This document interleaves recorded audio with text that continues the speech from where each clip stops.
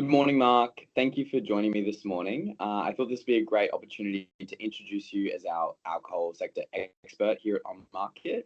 So it'd be great if you could introduce yourself and tell our audience what your background is. Yeah, thanks, Isaac. Yeah, I'm Mark Hubbard. I had a 30-plus year career in the corporate sector, most importantly as finance director for Australia's largest listed IT company, where we raised over 165 million in equity capital to help us grow our business acquisitively and become the largest Australian-owned IT company. When I left that, it was to follow a passion project to run my own business, and that business was a brewery in the ski resorts of Mount Hotham up in the Victorian Alps.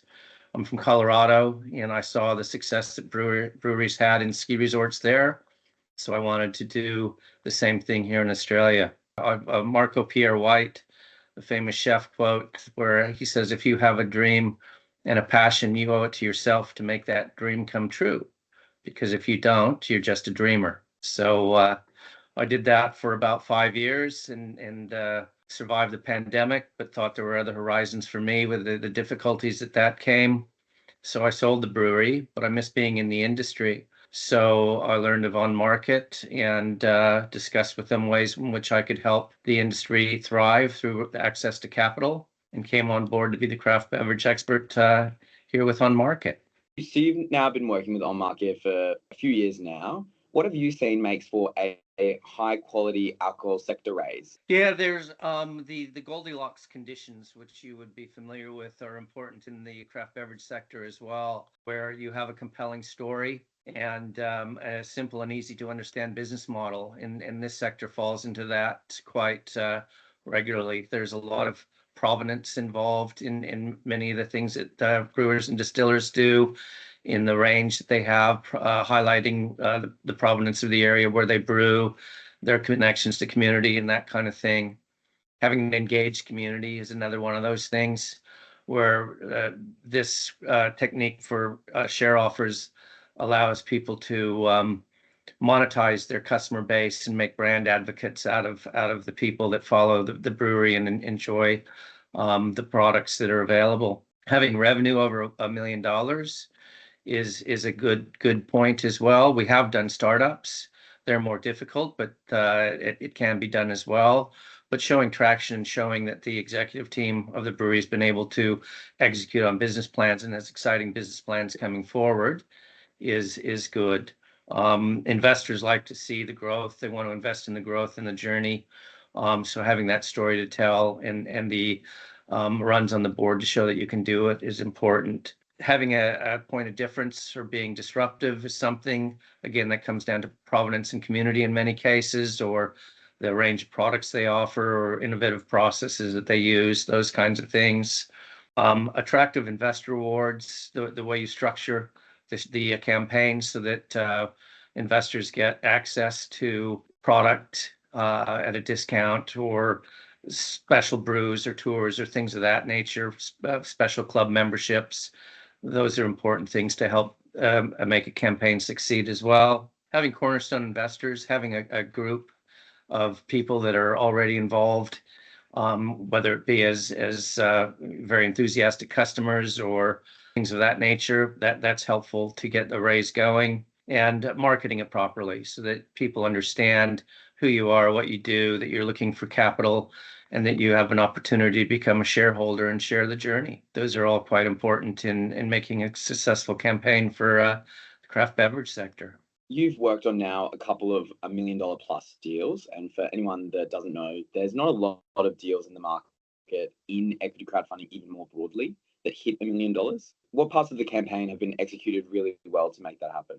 Yeah, communication and a digital marketing strategy are key to that, so that you're able to tell your story in a way that is receptive to your potential investors, so that they can understand why you've invested in your own business and why they should join you, and get them excited about the prospects that the business has coming up, and why that would be a good opportunity for an investor to jump on board with.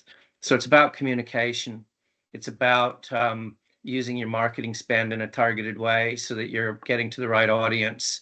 It's about converting the interest that you get during your expression of interest campaign into actual investors. It's about engaging with those potential investors through more than just your digital marketing and your direct email communications. It's actually speaking to the people. It's actually bringing them inside your brewery, either in person or through the modern communication techniques we have with Zoom and so forth, and answering investors' questions and being open and transparent with them, and making sure that they understand what you're doing and why they should be part of it. Of course, having some of the Goldilocks conditions met, proving that you can scale, all those kinds of things are important too. But it's how you communicate it that really shows the quality that you can get in the size of campaign that you can run. How do you think having been part of the industry prior helps you execute these raises for your clients? I think it's key. I can make a real connection with the founders that we work with, having stood in their shoes before. I know the business, I know the challenges they face. I've raised a lot of capital before, so I know how to communicate with potential investors. I know how to read financial statements and understand questions that might arise first, and understand how to address concerns, how to amplify the strengths that exist in the business and so forth. So I've got a lot of experience both in equity markets and in running a business in the craft beverage sector myself, and understanding all the challenges that brings. So I can look at it through their eyes, I can speak their language, and that's makes it very easy to run a successful share offer. What do you think makes OnMarket different from other platforms? First and foremost, I think it's because we engage with our customers a lot more than some of the others in the industry. We hold their hand. We run meetings quite a lot. We project manage the process. We're available for them night and day to answer any questions, to project manage the whole process, to bring the expertise that surrounds a campaign that's different than the expertise involved in running the business, and engaged with them in that matter. We're a true partner for them, and we can look at things through their eyes. And we also have the whole gamut of share raising techniques. So more than just crowdsource funding, we also do IPOs, share placements, venture capital, all the whole spectrum of market raises we can help our customers with. And if we have a distillery or brewery that's listening that's interested in equity crowdfunding or a wholesale raise or other types of capital raising that we do here at OnMarket, how can they get in touch with you? The easiest way is to give me an email. I'm always available, mark@onmarket.com.au. That's great. Well, thank you so much, Mark, for taking the time today. Thank you, Isaac.